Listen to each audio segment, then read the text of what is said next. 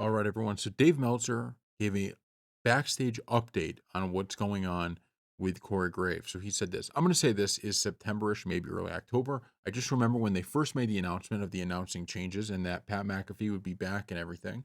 So basically, when Michael Cole had moved to SmackDown, but it was only going to be temporary, and Joe Tessitore was starting with Raw, and we were told it's only temporary. He's going to be moved to SmackDown. And at the time, I was told that the Raw announce team would be in January Michael Cole and Pat McAfee, and the SmackDown team would be Corey Graves and Joe Tessitore.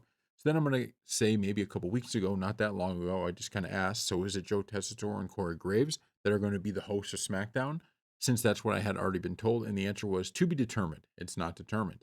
Now, I guess it was a couple of weeks ago when Corey Graves got the word that Wade Barrett was going to replace him on that show, and he wasn't happy. I don't know if he got the word he was going to start in January in NXT. I don't know the situation there. I just know that that's when he found out that he wasn't going to be on SmackDown as he presumed he would be. So he was generally unhappy. Now, why would he go on Twitter and do all this? I can't answer that question. There's people there who think that he was trying to get fired and that's why he did it. If he was trying to get fired, they probably aren't going to fire him because I don't think they want him going to AEW if they give him a release. They could also suspend him, which maybe they've done for all we know. It doesn't have to be announced that they've suspended him. So this situation has kind of gone a little crazy here because initially everyone thought, okay, this is a like a bit, right? This is a storyline. Clearly, it's not. And the sad thing is that Corey Graves is a really good announcer, but you also got to understand Joe Tessitore is a really good announcer.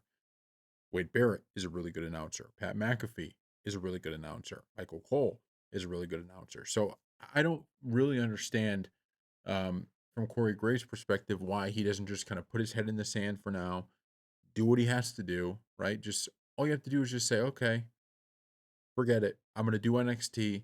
And once a spot opens up, I'll be right back where I was previously. I don't understand this brash kind of I'm mad.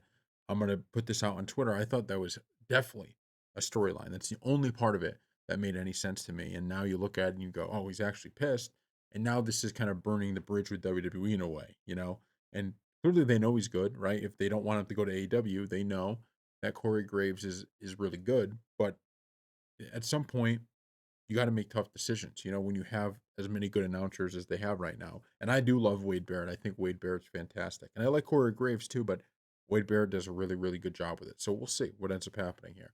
So thank you all for watching, and we'll see you next time.